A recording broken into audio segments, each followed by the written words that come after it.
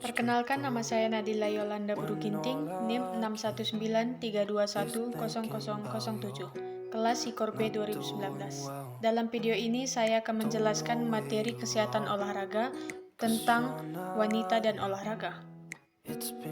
Kapasitas latihan kekuatan pada wanita. Banyak penelitian terhadap kapasitas fisik wanita dilakukan pada subjek yang kurang terlatih, sehingga menunjukkan kapasitas kerja yang relatif buruk, dan di masa lalu menjadi pembatas bagi wanita untuk berpartisipasi dalam olahraga. Tetapi wanita sungguh dapat dilatih, dan perbedaan parameter fisiologi antara wanita dan pria yang terlatih menjadi lebih kecil daripada orang kebanyakan. Fakta pada orang kebanyakan inilah yang dijadikan petanda rendahnya tingkat keterlatihan pada kebanyakan wanita.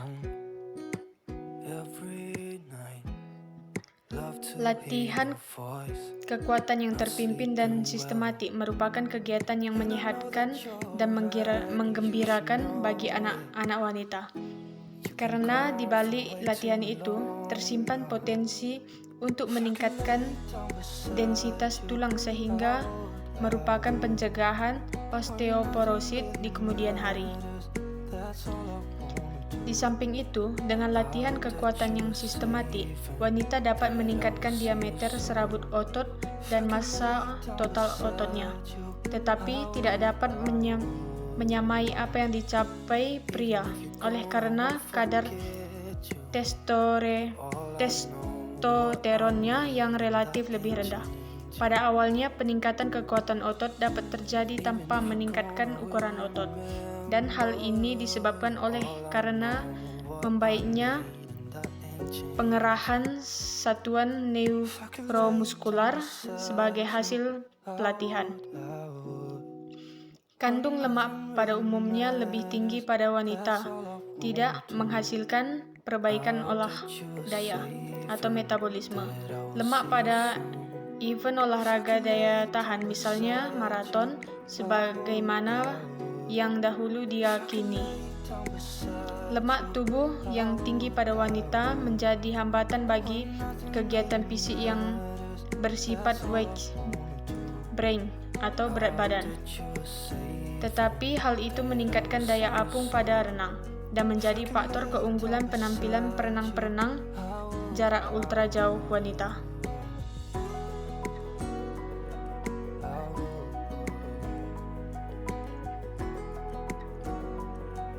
Kandungan lemak tubuh dengan latihan kekuatan akan menurun yang berarti membaiknya radio BB tanpa lemak terhadap BB dengan lemak yang merupakan respon terhadap latihan. Banyak atlet daya tahan wanita mempunyai kandungan lemak yang nyata lebih sedikit daripada atlet power pria.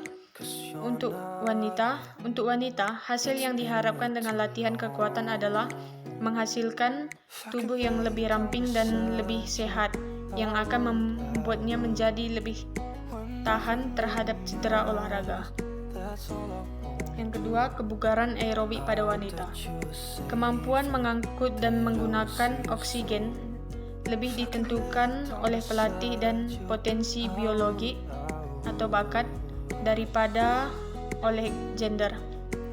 Pria dan wanita yang melakukan olahraga yang sama akan memiliki kapasitas aerobik dengan perbedaan yang lebih kecil daripada sesama jenis kelamin yang melakukan olahraga yang berbeda. Dalam terminologi absolut, laki-laki mempunyai keuntungan sampai 50% dalam hal massa tubuh, volume jantung dan darah, dan hemoglobin yang lebih tinggi. Tetapi bila dinyatakan dalam suatu berat badan, perbedaan kapasitas aerobik di antara pria dan wanita hanya sebesar 10%. Sedangkan bila dinyatakan persatuan berat badan tanpa lemak atau lean body weight, nilai-nilai itu pada atlet elit pria dan wanita adalah sangatlah identik. Atlet wanita yang terlatih baik mempunyai kemampuan mentoleransi hipokia ketinggian dan stres panas yang sama dengan laki-laki yang terlatih. Yang ketiga, cedera khusus pada olahraga wanita. Tidak ada tanda-tanda bahwa wanita menderita cedera olahraga yang lebih banyak atau lebih sedikit daripada pria, dan hampir tidak ada cedera olahraga khusus bagi wanita. Walaupun biasanya wanita tidak berpartisipasi dalam olahraga kontak yang berat, namun dengan adanya olahraga tinju, karate, dan pencaksilat pada wanita, maka wanita menjadi tidak terhindar dari cedera trauma yang berasal dari kekuatan dari luar, misalnya kontusio, komotia, dan fraktur. Cedera olahraga lebih bersifat sport spesifik daripada seks spesifik. Statistik dan survei cedera merupakan metode yang tidak akurat untuk menentukan kebenaran prevalensi cedera karena bersifat biasa. Dalam awal menunjukkan tingkat cedera yang lebih tinggi pada wanita, khusus dalam rekrutmen tentara, yang mungkin pada waktu itu disebabkan tingkat kekuatan dan kebugaran yang rendah pada wanita pada umumnya. Statistik yang lebih mutakhir memastikan derajat cedera yang sama pada atlet yang berlatih pada tingkat yang sama. Yang keempat, trait atlet wanita. Trait atlet wanita itu sendiri terdiri dari 3 masalah kesehatan yang sering dialami kaum hawa yang aktif berolahraga, yakni gangguan makan, tingkat kepadatan tulang yang rendah, dan amenorrhea, yakni ketidakteraturan atau tidak ada sama sekali siklus menstruasi. Ada tekanan besar bagi para atlet wanita, yakni tak hanya jenis atlet sukses tetapi juga terlihat menarik saat berolahraga dan masuk ke dalam stereotip yang tak harus dicapai oleh atlet pria. Apalagi di dunia atlet wanita, tidak ada yang benar-benar menghasilkan uang sangat banyak. Tutur Ackerman. Yang kelima, fungsi latihan dan fungsi menstruasi pada wanita. Pengaruh menstruasi terhadap penampilan fisik. Pada umumnya, wanita dapat menikmati kegiatan fisik mereka yang bersifat rekreasi maupun kompetisi tanpa terpengaruh oleh pola menstruasi mereka. Sudah sejak lama diketahui bahwa menstruasi bukan kontraindikasi untuk melakukan kegiatan fisik. Bahkan gejala-gejala nyeri pada menstruasi dan sindrom stres premenstruasi yang disebabkan oleh retraksi cairan, rasa tidak enak pada payudara, dan kecemasan menjadi berkurang, bukannya menjadi lebih berat. Dan hal ini merupakan pengaruh olahraga yang teratur. Hal ini mungkin juga disebabkan oleh adanya perubahan oleh pengaruh olahraga terhadap neurotransmitter serta misalnya endorfin atau berkurangnya prostaglandin yang merupakan mediator yang berkaitan dengan nyeri pada uterus. Penelitian mengenai parameter fisiologi pada olahraga tidak berhasil menunjukkan adanya perubahan penampilan yang konsisten yang berkaitan dengan tahap-tahap yang siklus menstruasi. Tetapi hasil kuesioner menunjukkan bahwa banyak wanita menganggap mereka mampu tampil dalam olahraga sama baik selama maupun segera sebelum terjadinya menstruasi. Bahkan terjadi rekor-rekor olimpiade yang diciptakan oleh wanita-wanita yang sedang menstruasi.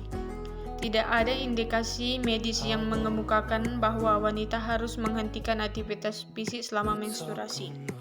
Meski seseorang mungkin mengharapkan menghindari oleh karena gejala-gejala kasus pada dirinya. Renang dapat menjadi masalah bagi wanita muda yang tidak ingin menggunakan tampon. Hal ini harus dipahami oleh para pelatih dan hendaknya diizinkan untuk melakukan latihan alternatif.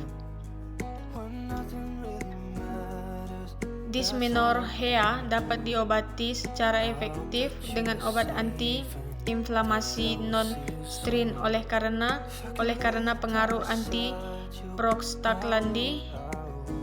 prostaglandinya. Oleh karena penyebab gejala premenstruasi masih tidak diketahui, manajemen menjadi sulit. Disarankan untuk menggunakan dosis farmakodinamik B6 50-100 mg sehari. Progesteron dalam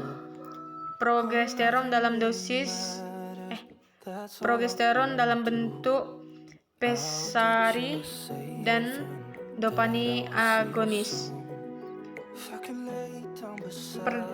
Perdarahan menstruasi yang hebat dapat diatasi dengan norepinephrine